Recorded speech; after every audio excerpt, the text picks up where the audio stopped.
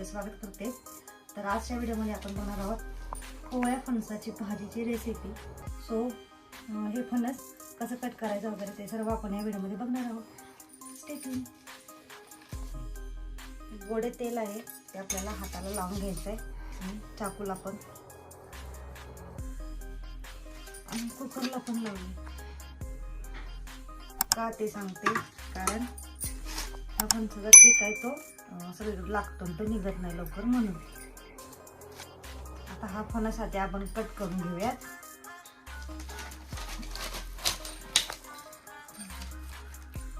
याचा शेंडा मी कट केला आधी पीस करा.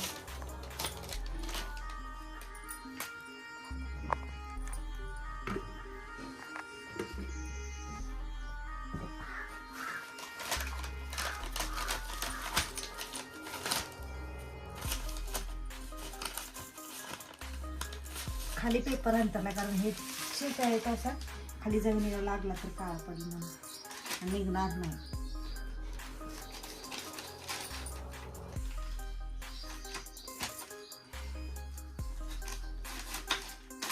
तुकडी करायची.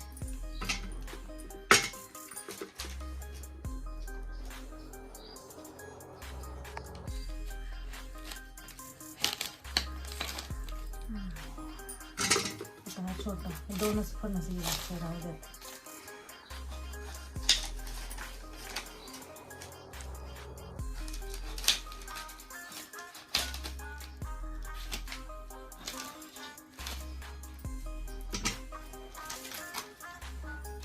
तू ती आली काय बघायचं तुला? हे फणसाच आहे का नाही, फक्त एवढंच लागतं आपल्याला, एवढंच. बाकी हे सगळं काढायला लागतं. ते शिजवून झाल्यावरती सांगते. आता फक्त आपण शिजवायला घालायचं, त्यामुळे हे जास्त घेतात. ॲक्च्युली आम्ही दोघंच खाणार आहे, जास्त खायला पण कोण नाही. कट करून झालंय. आता ह्याच्यात आपल्याला पाणी टाकून शिजवायचं आहे. मला वाटतं 2 शिट्ट्या बस होते, कारण कवळा फणस आहे म्हणून जास्त नाही शिजवायचं, मग गिर फणस. आपल्याला थोडंसं पाणी टाकून घ्यायचं आहे. एक तांब्यावरच टाकले आणि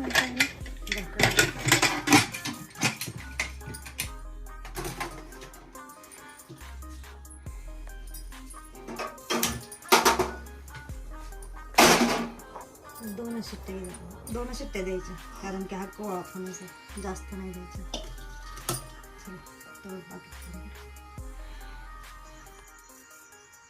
आपण फणस शिजवून घेतलेला आहे. त्याचं आता हे वरचं 2 शिट्ट्या दिलेले आहे, कारण की हा कवळा फणस आहे आणि शिजवून झालेला आहे. आता याच्या वरचं हे आहे ना काट्याचं, हे काढायचं चाललंय.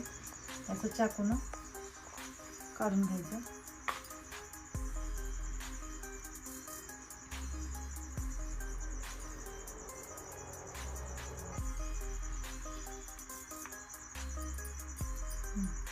असं काढल्यावरती थांबत हे पण ह्याचं पण काढायचं. हे पण मधलं पण नाही घ्यायचं आपल्याला, देठ असतो ना ते मधलं नसतं चांगलं, म्हणजे ते नाही खायचं. भाजीसाठी फक्त हे लागतं ते आहे ना.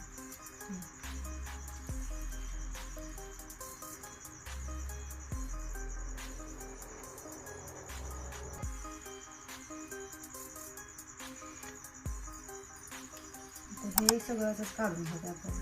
बाकीचं पण लागलेलं असं. नंतर हे असं कुस करायचं सगळं.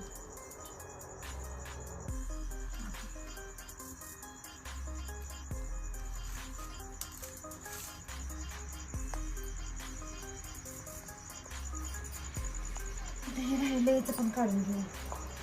थोड्या वेळानं तर काढू का, मला वेळ लागणार.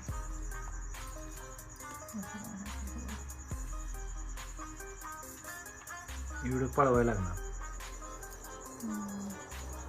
थांबू बघू. आता हे मधलं जे काढून घेतलं ते सुट्ट करून घ्यायचं. असं काय काय ढेकं असत ना, सुट्ट करून घ्यायचं. ते सुट्ट करून घ्यायचं. कोकणातल्या लोकांच्या आवडीची भाजी. आपण कोकणात मरतो ना, का नाही? कोकणाचं शेवटचं टोक.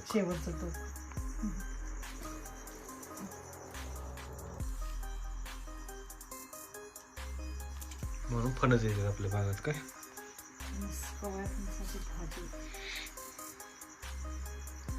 मी लग्नाच्या आधी कधीच खाल्ली नाही. आता काम नंतर खायला लागले.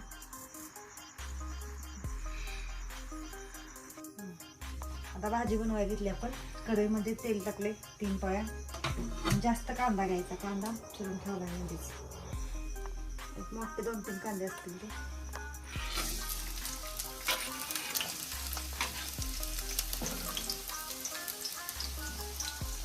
जास्त परतून घ्यायचं आता.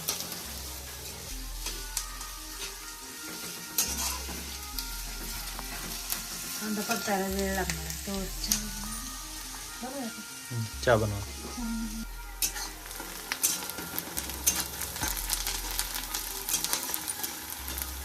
कांदा फ्राय करायला वेळ लागणार आहे. तो जास्त आहे ना. कांदा परतायला लागला आपल्याला त्याच्यात आपण काय करायचं.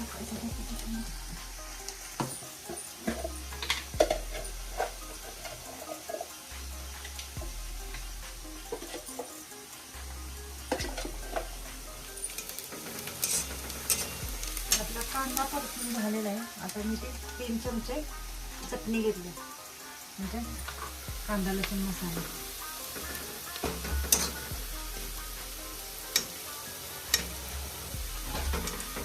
त्याच्यामध्ये जर चटणी आहे ते जास्त वापरायची म्हणजे तिखट भाजी चांगली लागते. कमी मसाल्याची नाही लागत. थोडी हळद टाकते. मोठ्यानं बोलला. हळद टाकल्या. हळद. आता हा गरम मसाला घरी बनवलेला आहे. आणि मीठ चवीनुसार. आता हे आपल्याला टाकायचं आहे.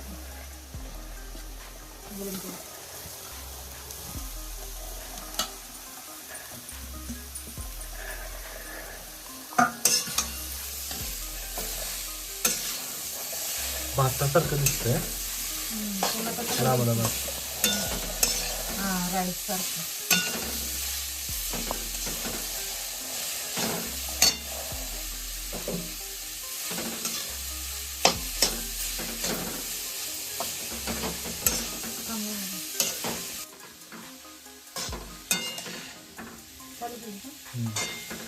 थोडं वाफवून घेतलंय. आता परत परतून घ्यायचं. नुसतं वाफवून बसतंय. मस्त लागले. पण आता ह्याच्यात अजून आपल्याला शेंगदाण्याचं कूट टाकायचं. थोडंच टाकायचं, जास्त नाही. आणि ते कारवाचे कूट आपण थोडंच टाकायचं, जास्त पडत.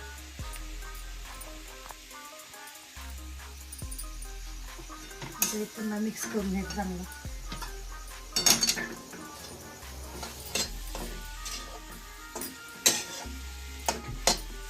ताजी ताजी भाजी खायला भारी.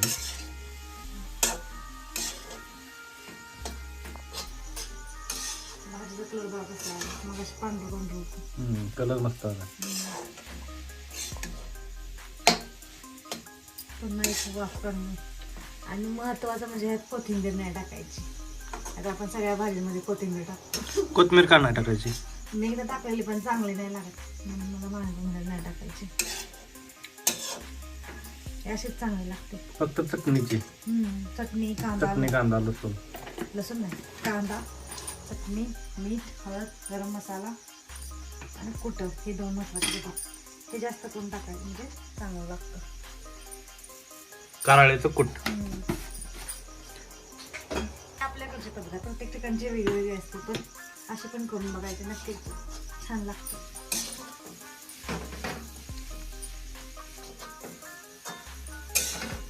ऍक्च्युली ही भाजी भाकरी बरोबर छान लागते चपातीपेक्षा. जास्त करून शिळ्या भाकरी बरोबर का ताज्या? शिळी कसली पण तांदळाच्या पिठाची भाकरी किंवा ज्वारीची भाकरी. ही तयार झालेली आहे. आणि ही भाजी तुम्ही चपाती बरोबर भाकरी बरोबर खाऊ शकता. ज्वारीची भाकरी किंवा तांदळाची भाकरी बरोबर. चपातीपेक्षा भाकरी बरोबर छान लागते. कोकणात तांदळाच्या पिठाची भाकरी करते, त्यामुळे तांदळाच्या पिठाच्या भाकरी बरोबर किंवा ज्वारीच्या पिठाच्या भाकरी बरोबर पण छान लागते. भाजी तयार आहे.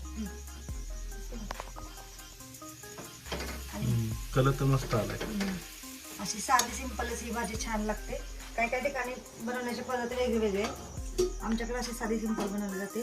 फक्त कांदा, लाल तिखट, गरम मसाला वगैरे वापरून आणि कालवाचं कूट आणि शेंगदाण्याचं कूट एवढंच टाकलं जातं. फक्त कोथिंबीर टाकायची नाही.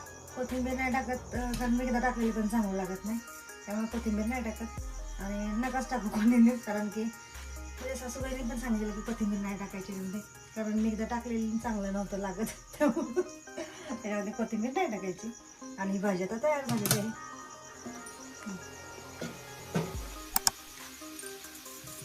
मस्त खमंग अशी भाजी तयार झालेली आहे एकदा फणसाची. नक्की ट्राय करून बघा. कोवळ्या फणसाची भाजी. कोकणची स्पेशल भाजी. तर या ठिकाणी आपली फणसाची भाजी आहे ती तयार झालेली आहे. कोवळ्या फणसाची भाजी आहे ही आणि कोकण स्पेशल रेसिपी आहे. तुम्ही पण नक्की ट्राय करा आणि ट्राय करून कमेंटमध्ये नक्की सांगा कशी झालेली ती.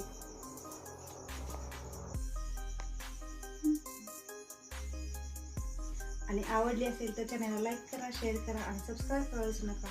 आणि हा व्हिडिओ शेवटपर्यंत बघितल्याबद्दल धन्यवाद.